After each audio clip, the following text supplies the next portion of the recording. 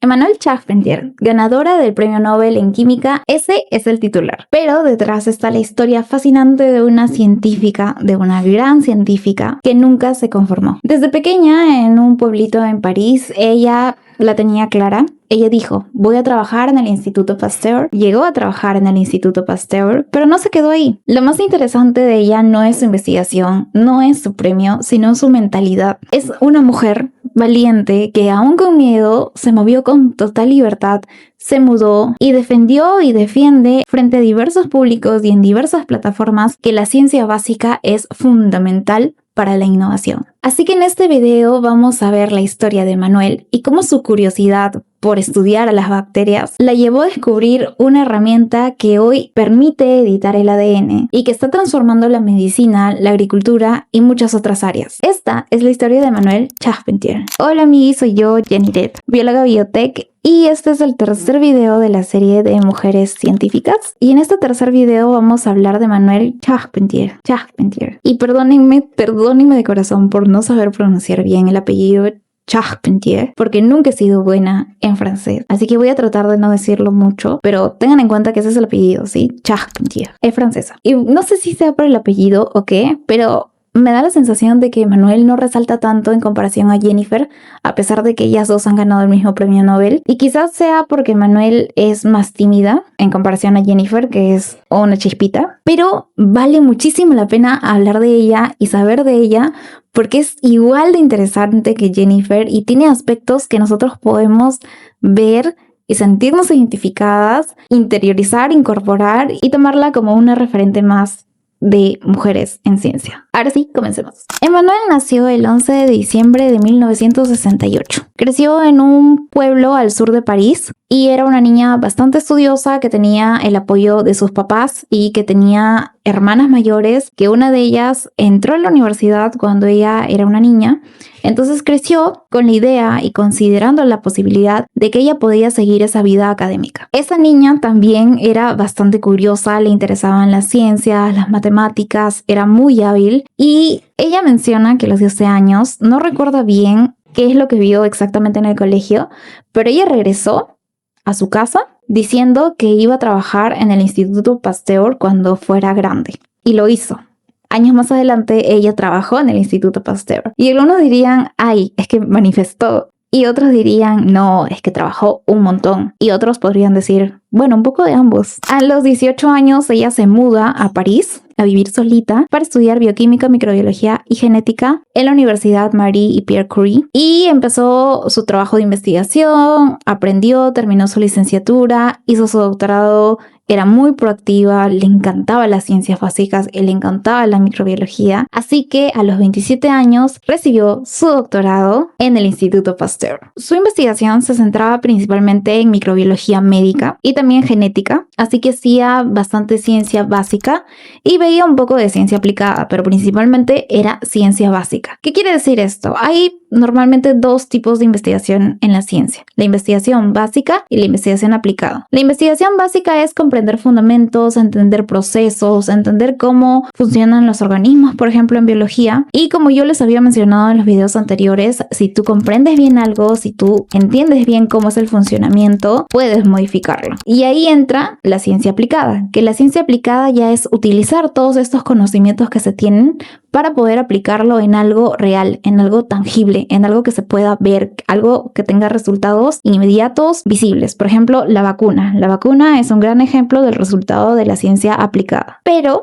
a veces se olvida a la gente que la ciencia aplicada se fundamenta en la ciencia básica. Pero Emmanuelle no. Emmanuelle la tenía clarita. Ella sabía que la ciencia básica es fundamental para la innovación. Entonces a ella le encantaba hacer ciencia básica. Y desde los inicios de su carrera, en los ambientes académicos en los que ella participó, tenía la total libertad e independencia y también la responsabilidad dentro de los proyectos que le eran encargados. Durante su formación, ella comenta que se sentía mucho más como una científica que como una estudiante. O sea, ella hacía y tenía y tiene todas las cualidades que una científica necesita para destacar y para ser una gran científica. Era curiosa, tenía interés por el conocimiento, le gustaba comunicar, trabajaba perfectamente bien en equipo y tenía el deseo de convertir estos conocimientos científicos básicos en algo que podía ayudar a la sociedad. Y todas estas cualidades y estas características fueron potenciadas por su ambiente, porque como les comento, su familia y su entorno académico, tanto en la licenciatura como en el doctorado,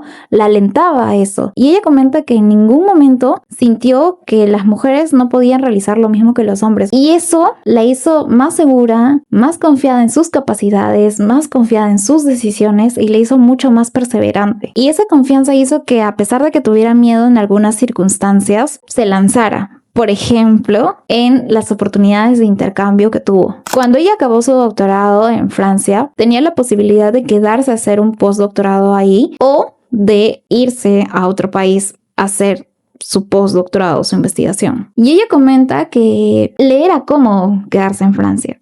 No tenía nada que la empuje a salir de Francia porque tenía un buen ambiente académico, tenía su familia ahí, había crecido ahí, era su país. Pero ella entendía que si quería crecer personal y profesionalmente, tenía que salir de Francia. Entonces, a los 27 años se muda a Nueva York y empieza a vivir en un departamento que parecía una caja de zapatos, en un departamento súper chiquitito, como suelen ser los departamentos en Nueva York. Y a pesar de estar en una caja de zapatos chiquitita, de estar en otro país que hablaba otro idioma, lejos de su familia, lejos de todo lo conocido, ella comenta que nunca se sintió tan feliz y tan viva, porque normalmente este tipo de experiencias te empujan a descubrirte y a descubrir nuevas cosas. Y dentro de las cosas que ella empezó a descubrir en este cambio fueron técnicas moleculares aplicadas para entender los mecanismos de cómo las bacterias podían infectar o interactuar con los organismos que infectaban y con el entorno. Porque volviendo a lo mismo, lo que se estudia bien y se comprende el funcionamiento se puede evitar.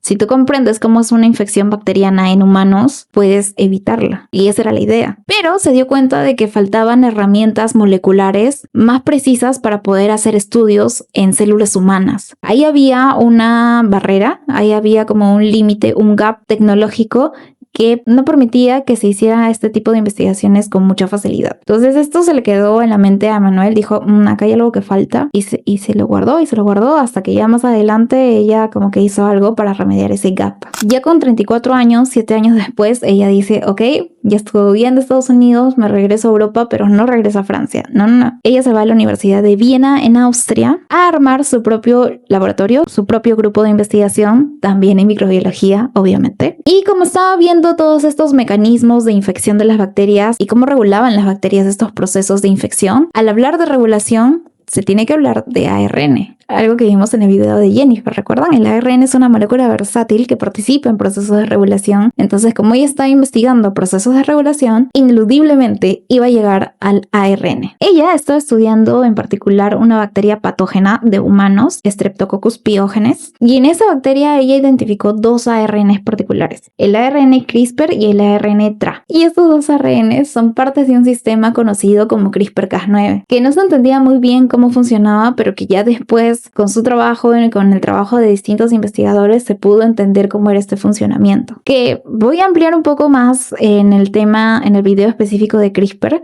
pero más o menos funciona así. Cas9 es una proteína que corta el ADN. Y como les dije, hay dos ARNs, el ARN CRISPR y el ARN TRA. El ARN CRISPR reconoce la secuencia que quiere romper, que es del virus, y el Cas9 lo que hace es cortar ese ADN. Este es un comportamiento natural que se da en las bacterias para defenderse de virus que infectan bacterias. Le inyectan su ADN. Este ADN empieza a utilizar, como que secuestra la maquinaria de la bacteria y genera nuevos virus, pero en ese proceso mata a la bacteria. Entonces la bacteria, antes de que la mate, ella rompe el ADN. Entonces ella empezó a investigar más a fondo sobre este sistema, que les digo, en ese momento no estaba totalmente descrito. Pero después de 6 años en Viena, ella vuelve a mudarse otra vez y se va a Suecia, a la Universidad de Umeå, una de las mejores universidades en el mundo, que yo sueño con ir a esa universidad, igual que sueño con ir al King College, que ya sí, el King College era horrible en los tiempos de Franklin, pero el King College es